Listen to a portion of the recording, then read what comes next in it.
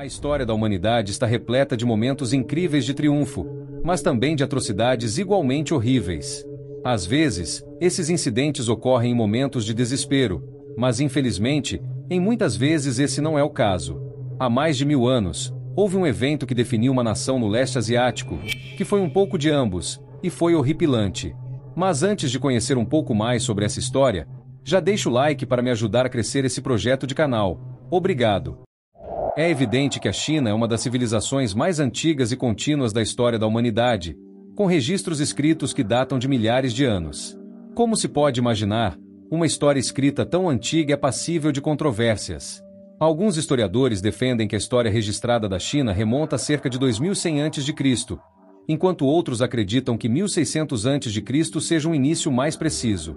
Seja como for, também é inegável que a China possui uma história política e cultural incrivelmente rica, e sua longa história é dividida em 2 períodos conhecidos como dinastias.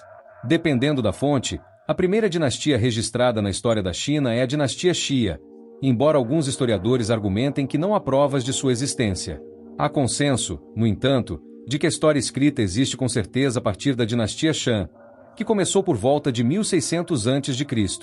Quando chegamos à Era Comum, os registros históricos tornam-se mais detalhados e confiáveis, proporcionando-nos uma visão clara de como era a civilização chinesa antiga. Em sua história, a China também foi dividida e unificada 6 vezes, e em 581 d.C., tornou-se um único país sob a dinastia Sui, que não durou muito. O subsequente declínio da dinastia deu lugar à dinastia Tang, considerada uma das muitas eras de ouro do país em termos de crescimento cultural e artístico. De fato, ainda é vista como um dos períodos que produziram a maior poesia do país. A dinastia Tang também foi uma época de grande progresso militar, com um exército de centenas de milhares de homens reunidos para defender o país contra forças externas que buscavam controlar grande parte da Rota da Seda. A Rota da Seda era uma rede de rotas comerciais que atravessava a China, cruzando a Ásia e chegando até os confins da África e da Europa. Porém, quando a dinastia Tang se aproximava de seus 150 anos de existência, a maior ameaça à China tornou-se ela mesma. Em meados do século VIII, iniciou-se um longo e lento declínio da dinastia, que se acelerou no período que antecedeu 755, quando um general militar chamado Lu Shan ganhou cada vez mais apoio na formação de forças rebeldes. Em dezembro daquele ano, Lu Shan proclamou-se imperador da China do Norte, marcando o início da dinastia Yan. O que se seguiu é conhecido como a Rebelião de Lu Shan, uma campanha militar da dinastia Yan com um único objetivo: derrubar o governo imperial. Anos antes mesmo de a rebelião ser cogitada, um soldado da dinastia Tang, chamado Zhang Shun, ascendeu rapidamente na hierarquia militar, demonstrando grande potencial como líder militar. Naquela época, a China designava soldados com potencial de liderança para diferentes regiões, o que lhes oferecia a oportunidade de adquirir experiência com governos em uma escala muito menor. Assim, quando Shun estava pronto, foi enviado para um condado próximo, onde realizou principalmente trabalhos administrativos enquanto estudava história militar. E foi lá que permaneceu até a ascensão de Lu Shan e sua rebelião. Uma vez iniciada a rebelião, o exército Yan começou sua campanha capturando cidades essenciais para manter a China unificada, avançando de norte a sul. À medida que os rebeldes ganhavam força e conquistavam as primeiras cidades, muitos generais e outros oficiais militares, outrora leais à dinastia Tang, viam-na como um navio afundando e aliaram-se a Lu Shan. Entre eles estava o comandante de Shun, que esperava que seus homens o seguissem e se juntassem ao exército rebelde. Shun, porém, era ferozmente leal ao imperador da dinastia Tang. Assim, quando seu superior lhe pediu que formasse uma delegação para recepcionar um general rebelde a caminho do condado para recrutar mais soldados, Shun fez outros planos. Ele fez o que lhe foi ordenado em termos de organizar a delegação, mas em vez de levá-los para encontrar o general rebelde, conduziu-os a um templo do fundador do taoísmo, um homem chamado Lao Tzu. O taoísmo é uma filosofia e religião centrada na vida harmoniosa entre humanos e animais com o universo, e Tzu era uma figura reverenciada na história chinesa. Então Shun viu uma oportunidade de inspirar a delegação. Dizia-se que todos os imperadores da dinastia Tang eram descendentes diretos de Tzu, e ao reunir todos os homens no templo, Shun fez um discurso que supostamente emocionou a delegação até as lágrimas. Ao término do encontro, Shun aguardou para ver o que os homens fariam e quase se emocionou quando cada um deles jurou lealdade à dinastia Tang. Com esse novo ímpeto a seu favor, Shun reuniu mais lealistas e formou um exército de 1000 voluntários, marchando com eles até a cidade estratégica de Yonqiu, onde os posicionou em uma fortaleza. Apesar de estarem em grande desvantagem numérica e enfrentarem uma força de mais de 15.000 soldados, a unidade de Shun conseguiu, de alguma forma, repelir o avanço rebelde, matando mais de 2/3 dos soldados e forçando-os a recuar. Quando Lu Shan lançou uma segunda tentativa no mês seguinte, o fez com 40.000 soldados. Nessa altura, o número de tropas de Shun também havia aumentado, mas apenas para cerca de 3.000 homens. Contudo, inacreditavelmente, esse número seria suficiente para defender a cidade com sucesso. Durante a batalha, usando a superioridade numérica para sobrepujar os combatentes Tang, os rebeldes tentaram escalar as muralhas da fortaleza com escadas, mas os homens de Shun estavam preparados. Assim que as escadas atingiram as muralhas e os rebeldes começaram a escalá-las, os soldados de Shun atearam fogo nelas, incendiando também muitos dos rebeldes que avançavam. A maioria deles caiu para a morte ou sucumbiu às chamas ao retornar ao solo. E essas ondas de ataques continuaram enquanto os rebeldes tentavam desesperadamente eliminar os homens de Shun na fortaleza. Graças à sua excelente posição defensiva, Shun e seus homens conseguiram derrotar onda após onda de forças rebeldes. Eventualmente, os soldados rebeldes até se recusaram a obedecer às ordens de escalar as muralhas da fortaleza. Então a liderança do exército Yan teve que adotar uma abordagem diferente. Em vez de enfrentar Shun de frente, os rebeldes cercavam a cidade e cortavam a linha de suprimentos do exército Tang. Foi então que Shun recorreu ao seu conhecimento de estratégia militar. Mesmo com os rebeldes por todos os lados, ele queria lançar uma ofensiva, mas, como estava em grande desvantagem numérica, precisaria encontrar uma maneira de enfraquecê-los. Assim, ao cair da noite, Shun ordenou que alguns de seus soldados começassem a tocar tambores de guerra, que continuou durante toda a noite. Certo de que isso significava que o exército Tang estava preparando um ataque noturno, o general rebelde, um homem chamado Yin Ziki, ordenou que seus homens permanecessem de guarda a noite toda.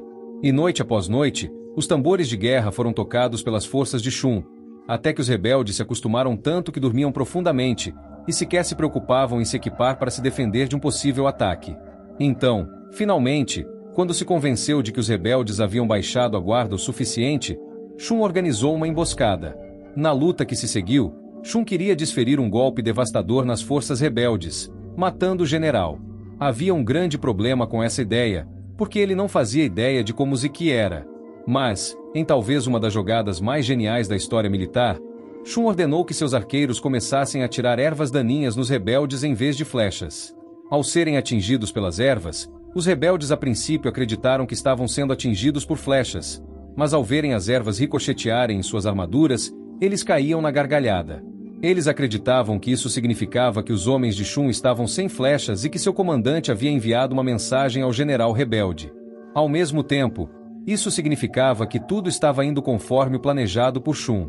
Enquanto os mensageiros se apressavam para chegar à posição do general rebelde, Shun os observava atentamente, e assim que identificou o general, deu sinal aos arqueiros para que lançassem uma saraivada de flechas em sua direção. Enquanto as flechas cortavam o ar, os rebeldes se distraíram com a crença de que as forças Tang estavam sem munição. Uma flecha então atingiu o alvo, cravando-se em um dos olhos do general rebelde, causando pânico e retirada dos rebeldes. O general sobreviveu, mas ao longo dos 16 dias de cerco, mais de 20.000 rebeldes foram mortos, dizimando o exército de Lu Shan. Essa deveria ter sido uma vitória crucial para a dinastia Tang, mas o exército como um todo estava perdendo terreno em outras áreas da China. No ano seguinte, o exército Yan havia crescido para mais de 130.000 homens, todos concentrados na tomada da cidade estratégica de Suiyang. Conquistá-la abriria todo o sul da China para o crescente exército e colocaria Lu Shan no caminho para governar todo o país.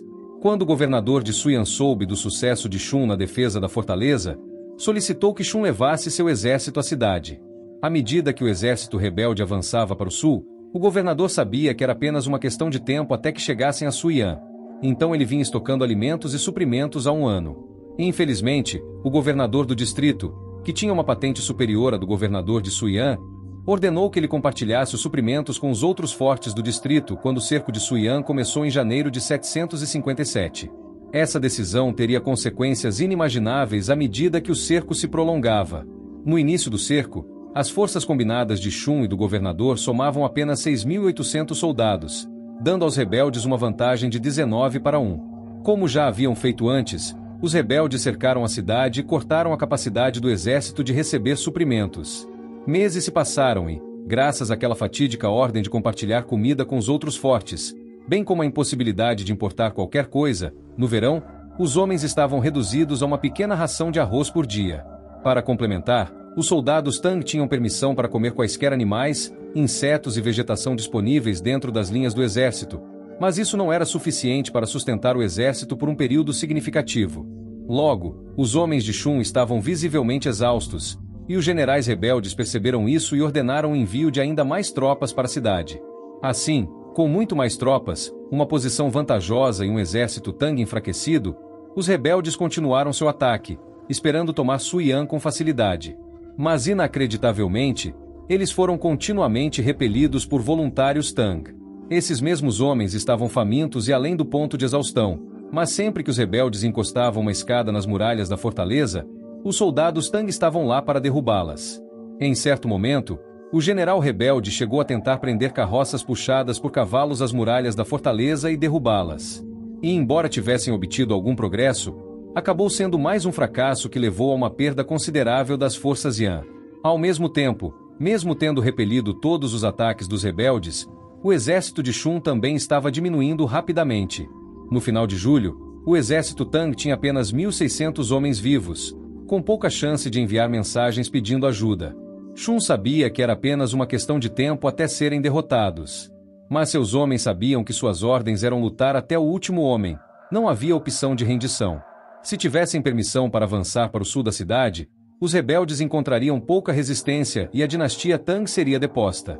Julho deu lugar a agosto, e o exército Tang havia devorado quase todos os animais, vegetais e insetos da cidade. Mais uma vez, estavam passando fome. Shun obviamente não podia deixar seus homens morrerem de fome, então precisava tentar romper as linhas reforçadas dos rebeldes. Ele então selecionou a dedo 30 de seus melhores soldados e colocou o capitão Nan Ji-un no comando da missão. Nan era o melhor e mais promissor soldado do exército Tang, então se ele não conseguisse passar pelos rebeldes para levar a ajuda necessária, ninguém conseguiria. E incrivelmente, mais uma vez, Nan e seus homens conseguiram romper as linhas rebeldes em um dos lados da cidade e escaparam com apenas 3 baixas. E de cidade em cidade, os 27 homens restantes viajaram, sendo rejeitados a cada pedido de tropas e comida feito aos governadores locais. Ao chegarem à cidade de Linhuai, Nan encontrou o governador, que havia desenvolvido uma rivalidade obsessiva com Shun. O governador era conhecido por ter muita inveja de Shun, e isso foi motivo suficiente para recusar o pedido de ajuda. Contudo, ele aproveitou a oportunidade para tentar convencer Nan a se juntar às suas forças, para que sua cidade estivesse melhor preparada quando os rebeldes inevitavelmente chegassem lá também.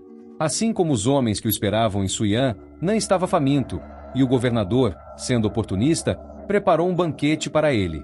No entanto, quando foi levado ao banquete, Nan ficou profundamente ofendido e recusou-se a comer, pois seria injusto com aqueles que esperavam na fortaleza e também estavam famintos.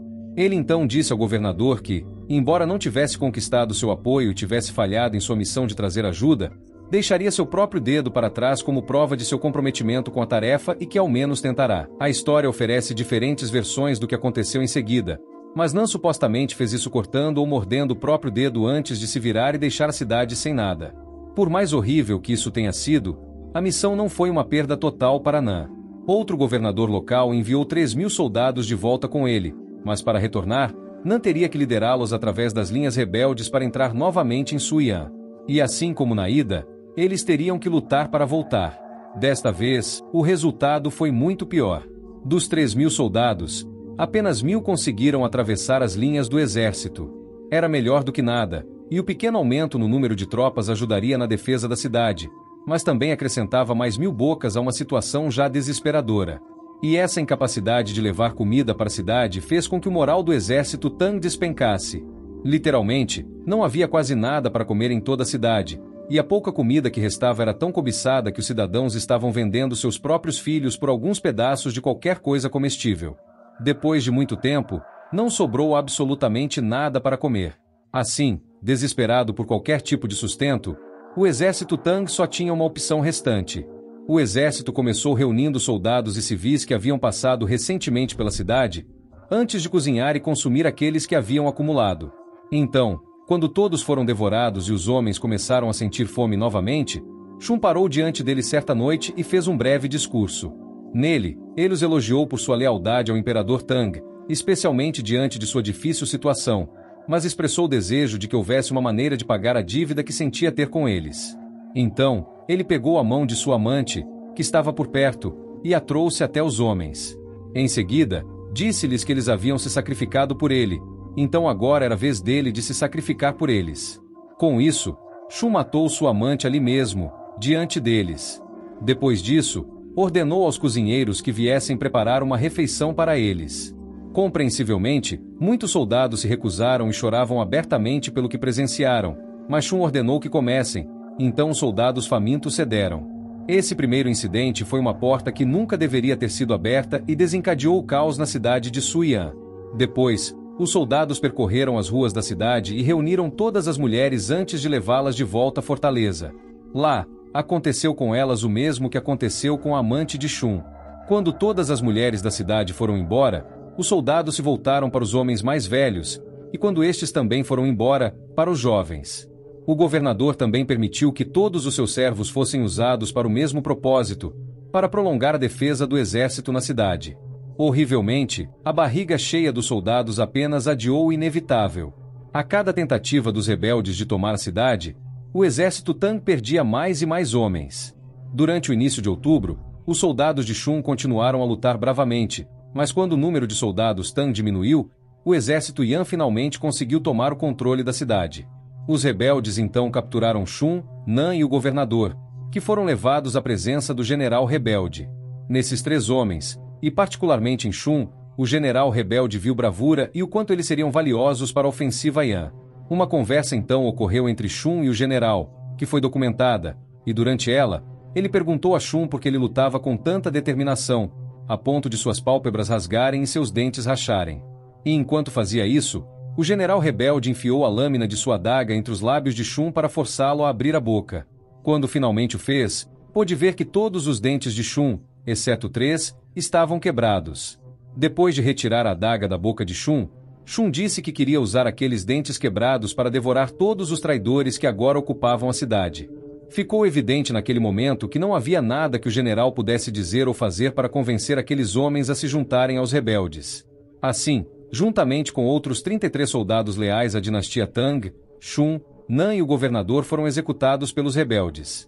Durante quase 10 meses, Shun resistiu a 130 mil rebeldes Yan e não desistiu de Suian, até que restassem apenas 400 soldados Tang. E em nenhum momento durante o cerco, Shun teve mais de 10 mil homens para defender a cidade. Essa é uma façanha que figura entre as maiores resistências da história militar da humanidade, e o que Shun e seus soldados realizaram durante o cerco de Suian é tão impressionante quanto alguns dos momentos mais conhecidos de resiliência humana na história militar mundial. Mas, obviamente, valeu a pena o custo? No fim, a longa defesa da cidade impediu o exército Yan de avançar mais para o sul e, consequentemente, de vencer a guerra. Embora tenham conquistado a cidade após uma longa e custosa campanha, o controle rebelde não duraria. 3 dias após a queda de Suian, reforços do exército Tang finalmente chegaram e, após 4 dias de intensos combates, a cidade foi retomada. A rebelião de Anlushan continuaria até 763, mas a dinastia Tang acabou saindo vitoriosa. Ao mesmo tempo, de forma geral, essa rebelião foi incrivelmente custosa para a China. Acredita-se que até 36 milhões de pessoas morreram durante a campanha, o que representava 2/3 da população do país. Mesmo após derrotar os rebeldes, a dinastia Tang ficou incrivelmente enfraquecida e entrou em colapso em 907, resultando na divisão da China em múltiplos reinos independentes.